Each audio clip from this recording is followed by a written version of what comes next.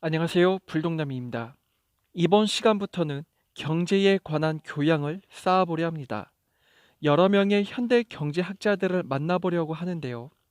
우리가 생각하는 딱딱한 경제학이 아닌 인간의 이성으로 사유하는 경제학을 만나볼 것입니다. 그 첫 번째 시간으로는 라이오넬 로빈스라는 영국 경제학자를 먼저 살펴보도록 하겠습니다. 그의 대표적인 저서로는 경제학의 본질과 의의에 관한 서론이 있습니다. 제목에서도 알 수 있듯이 라이어넬 로빈스는 경제학이 무엇이고 무엇을 탐구하는 학문인지를 밝히고 있습니다. 라이어넬 로빈스 이전의 경제학적 관점은 인간의 물적 후생에 있었습니다. 예를 들자면 로빈슨 크로스가 무인도에 갇히게 된 이상 그가 어떤 식으로 윤택하게 살아갈 수 있는지에 대한 후생이 주된 관심사였죠.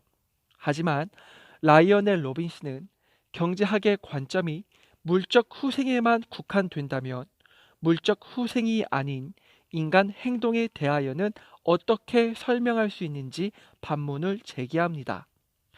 다시 말해서 로빈슨 크루소의 물적 후생을 위한 행동에 초점을 맞출 것이 아니라 물적 후생이든 여타의 목적을 위한 행동이든 그 관계에서 이루어지는 선택의 문제가 주된 관심사가 되어야 한다는 것이죠. 로빈슨 크루소에게는 무인도에서 생존을 위한 다양한 생존 수단이 있을 것입니다. 하지만 하나의 수단을 선택한다면 다른 수단을 이용했을 때 얻어지는 효용을 포기해야만 하죠. 즉, 기회 비용이 따르는 상황에서 어느 한 가지 수단만을 선택해야 하는 상황인 것입니다. 결국 라이어넬 로빈스가 말하는 경제학이란 목적과 희소한 수단 사이에서 어떻게 결정하고 선택하는 것입니다. 그렇기에 경제학은 어떤 특정 목적에도 관심이 있을 수 없다고 합니다. 미학, 윤리학 같은 특정 목적하고는 무관하다는 것이죠.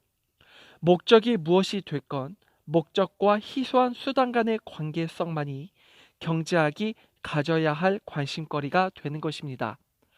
후생과 관련이 없는 일이라 할지라도 일단 희소성으로 인한 선택에 문제가 생긴다면 이런 상황이 경제학이 가져야 할 관심 대상이 되는 것이죠. 결국 경제학이란 희소성에 대한 과학이라 말할 수 있는데요. 여기에서 라이어넬 로빈스는 또 한 가지 희소성은 상대적인 것이다 라는 전제를 세웁니다. 예를 들자면 신선한 사과가 많고 썩은 사과는 적다고 했을 때 우리는 썩은 사과가 적기 때문에 희소성이 크다고 정의하죠. 그러나 반대로 사람들이 신선한 사과에 대한 수요가 높은 상황에서는 썩은 사과가 아닌 신선한 사과가 희소성이 높다고 할 수 있습니다. 이렇게 희소성은 상대적인 역할을 하며 목적과 수단 사이에서 관계를 맺어줍니다. 이러한 경제학의 본질을 기반으로 라이어넬 로빈스는 그의 이론을 더욱 넓혀 나가는데요. 그가 말하는 몇 가지 이론을 설명해 보겠습니다. 먼저는 한계 효용에 관련한 것입니다. 한계 효용이란 재화가 추가될수록 얻어지는 만족감으로 정의될 수 있는데요. 처음으로 얻어지는 재화에 대하여는 효용감이 높을지라도 재화의 양이 커질수록 반대로 효용감은 작아질 겁니다. 예를 들자면 부자들은 돈을 잘 법니다. 그러다 보니 그들이 돈을 벌 때의 효용감은 가난한 자가 돈을 벌 때의 효용감보다 낮을 겁니다. 다시 말하자면 부유한 사람의 1,000만 원과 가난한 사람의 1,000만 원은 만족감이 다르다는 것이죠. 당연히 가난한 사람이 1,000만 원을 가졌을 때의 효용감이 더욱 큽니다. 이러한 이유로 소득 재분배라는 말이 나오게 되는 것이죠. 하지만 라이어넬 로빈스는 소득 재분배를 반대합니다. 이 말을 해석하자면 개인 간의 효용은 비교할 수 없다는 것이 됩니다. 왜냐하면 A라는 사람과 B라는 사람이 1,000만 원을 받았을 때 느끼는 각자의 효용감을 누구도 알지 못한다고 보기 때문이죠. 다음으로 알아볼 것은 라이어넬 로빈스가 행동주의를 비판했다는 것입니다. 행동주의란 인간의 정신적, 심리적인 요인들을 완전히 배제한다는 것인데요. 하지만 라이어넬 로빈스에게 있어서는 인간의 심리적 부분은 경제학에서 중대한 역할을 한다고 봅니다. 왜냐하면 가치 평가를 내리는 것만 보아도 개인의 심리적 부분이 크게 기여한다고 보았기 때문이죠. 본래 기존의 가치 평가는 수량에 의존한 것이었습니다.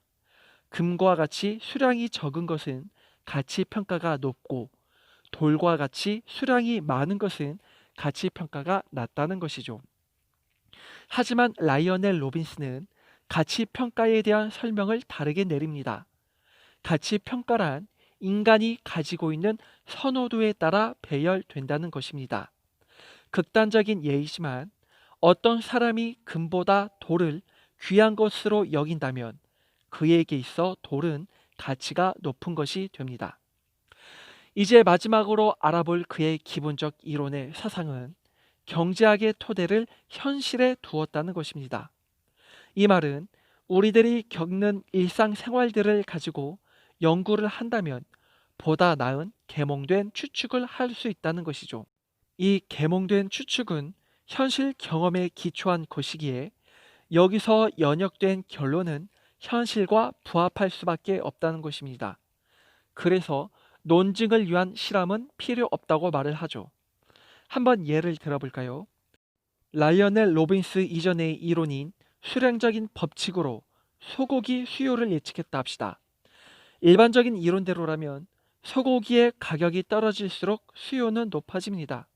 하지만 이러한 이론이 시공간을 초월하여 불변하다고 볼 수 없습니다. 비록 소고기 값이 떨어졌다 한들 대체할 만한 먹거리들과 여러 가지의 변수들이 작용하는 상황이라면 수요는 늘어난다고 볼 수 없다는 결론이 나오게 됩니다. 이게 현실에 기초한 경제학 연구이지요. 이제 마무리 짓도록 하겠습니다. 라이어넬 로빈스가 생각하는 경제학의 본질은 인간의 물적 후생이 아닌 목적과 희소한 수단 사이의 선택 문제라고 보았습니다. 여기서 말하는 희소성은 상대적인 것이고요. 그리고 인간의 한계 효용은 서로 비교할 수 없다고 했으며 행동주의를 비판하면서 경제학에 있어 인간의 정신적, 심리적 요인들이 지대한 영향을 미친다고 생각했습니다. 이렇게 이번 시간에는 라이어넬 로빈스라는 현대 경제학자의 이론과 사상을 간단히 살펴보았습니다. 지금까지 시청해 주셔서 감사합니다.